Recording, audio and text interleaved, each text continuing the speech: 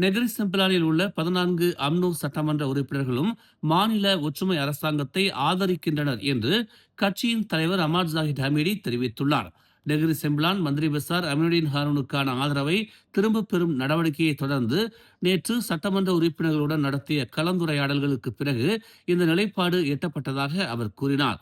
ஜனநாயக விரோத வழிகளில் மாநில நிர்வாகத்தை கைப்பற்றவோ அல்லது புதிய அரசாங்கத்தை அமைக்கவோ அந்த 14 சட்டமன்ற உறுப்பினர்களுக்கும் எண்ணம் இல்லை என்று ஜாகித் தெரிவித்தார்.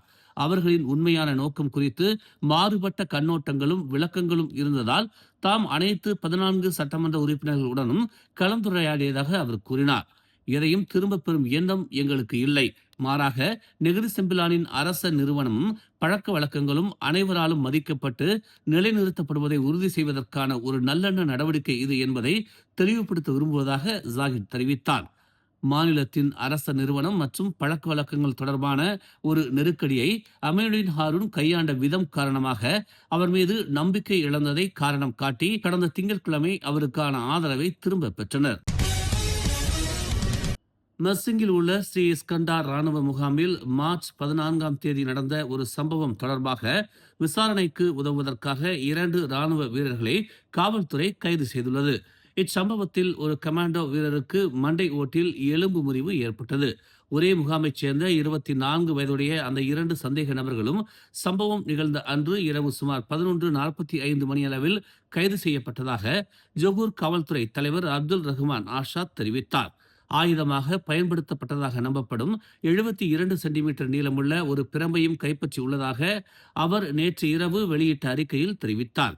சந்தேக நபர்களுக்கு முந்தைய குற்றப்பதிவுகள் எதுவும் இல்லை என்றும் இருவருக்கும் நடத்தப்பட்ட போதைப்பொருள் சோதனையில் எதிர்மறை முடிவு வந்துள்ளதாகவும் சோதனையில் தெரிய வந்ததாக அப்துல் ரஹ்மான் கூறினார். ஆயுதத்தை பயன்படுத்தி தானாக முன்வந்து கடுமையான காயத்தை ஏற்படுத்தியதற்காக தண்டனை சட்டத்தின் பிரிவு 326 கீழ் இந்த வழக்கு விசாரிக்கப்பட்டு வருகிறது.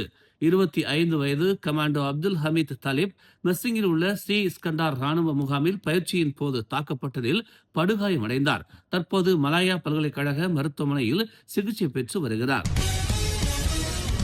கெடா கோலமுடாவில் அபாயகரமான முறையில் வாகனம் ஓட்டிய குற்றத்திற்காக தண்டிக்கப்பட்ட ஒரு சீன நாட்டவர் நேற்று சுங்கைப்பட்டாணியில் நீதிமன்ற நடவடிக்கைகளில் கலந்து கொண்ட சில மணி நேரங்களுக்கு பிறகு மருத்துவமனையில் உயிரிழந்தார்.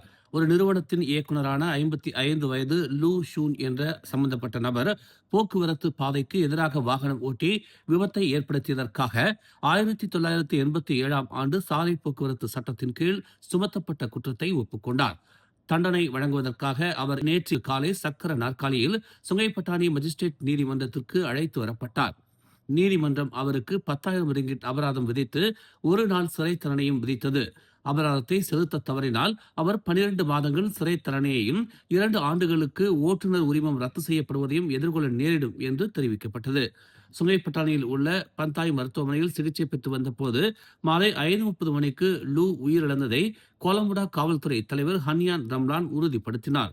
முகத்தில் காயங்களுடன் இருந்த லூ ஆரம்பத்தில் சுங்கைப்பட்டாணியில் உள்ள சுல்தான் அப்துல் ஹலீம் மருத்துவமனையில் சிகிச்சை பெற்று பின்னர் பந்தாய் மருத்துவமனைக்கு மாற்றப்பட்டதாகவும் கூறப்படுகிறது. குற்றச்சாட்டின்படி ஏப்ரல் 26ஆம் தேதி இரவு சுமார் 9:20 மணி அளவில் ஜலான் லெங்கோங்கான் பாராட் சாலையில் லூ எதிர்திசை பாதைக்குள் நுழைந்து மற்றொரு வாகனத்தின் மீது மோதியுள்ளார்.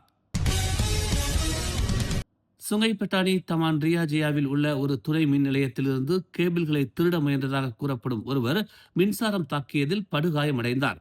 இச்சம்பவம் ஏப்ரல் 27ஆம் தேதி பிற்பகல் 2:08 மணிக்கு நிகழ்ந்ததாக கொலமுடா காவல்துறை தலைவர் உதவி ஆணையர் ஹன்யான் ரம்லான் தெரிவித்தார்.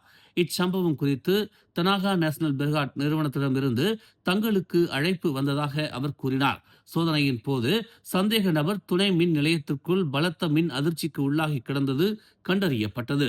சம்பவ இடத்தில் கேமரா எதுவும் இல்லை என்றும் மேலும் எந்த ஒரு சுயாதீன சாட்சியும் இச்சம்பவத்தை பார்க்கவில்லை என்றும் அவர் நேற்று ஒரு அறிக்கையில் தெரிவித்தார்.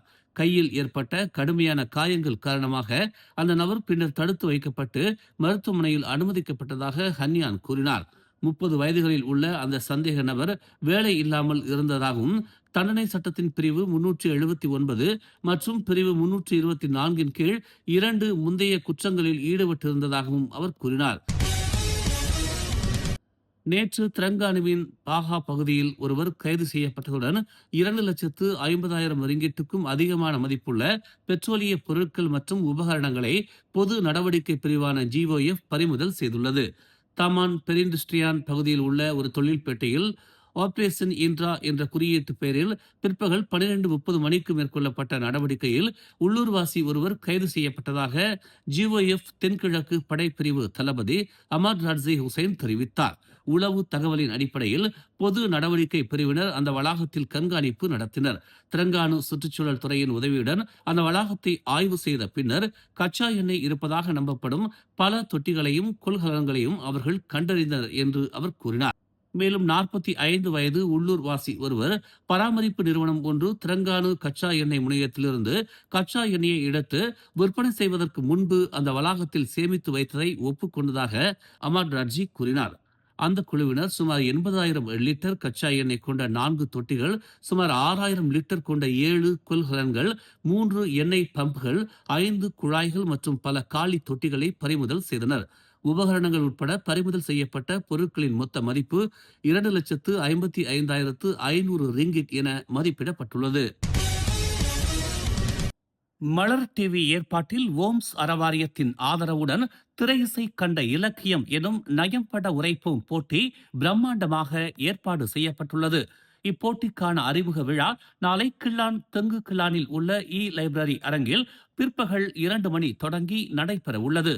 ஓம்ஸ் அறவாரிய தலைவரும் மலேசிய அரிமா சங்கத்தின் தோற்றுநருமான ஓம்ஸ் பா தியாகராஜன் தலைமையில் நடைபெறும் இந்நிகழ்வில் பல முக்கிய பிரமுகர்கள் உட்பட ஊடகவியலாளர்களும் கலந்து கொள்கின்றனர். தமிழ் திரையிசை பாடல்களில் சங்க இலக்கிய செய்யுளை பயன்படுத்தியிருக்கும் பாடல்களை அடையாளம் கண்டு அதனை விளக்கத்தோடு நயம்பட உரைப்போருக்கு 5,000 ரிங்கிட் முதல் பரிசு மற்றும் தங்க பதக்கங்களையும் இப்போட்டிக்காக ஓம்ஸ் அறவாரியம் வழங்கவிருக்கிறது. மேலும் 10 போட்டியாளர்களுக்கு அதிரடியான பரிசு தொகையும் காத்திருக்கிறது. 18 முதல் 25 வயதினர் பிரிவு 1லும் 26 வயதுக்கு மேல் பிரிவு 2லும் பங்கேற்கலாம். இப்போட்டிக்கான விளக்கத்தை விரிவுரையாளர் முனைவர் பழனி இந்த நிகழ்வில் வழங்க உள்ளார். இந்த அறிமுக விழாவிற்கு மலர் டிவி நேயர்கள் உட்பட அனைவரையும் அன்போடு அழைக்கிறோம். மேலும் செய்திகளை தெரிந்து கொள்ள தமிழ் மலர் இணையதளம், தமிழ் மலர் செயலி மற்றும் மலர் டிவி யூடியூப் சேனலை வலம் வாருங்கள். எங்களோடு இணைந்திருக்க மலர் டிவியை பதிவு செய்து கொள்ளுங்கள். உறவுகள் மகிழ்ந்திட விருப்பம் மற்றும் பகிர்வு சேவையை சொடுக்கிடுங்கள்.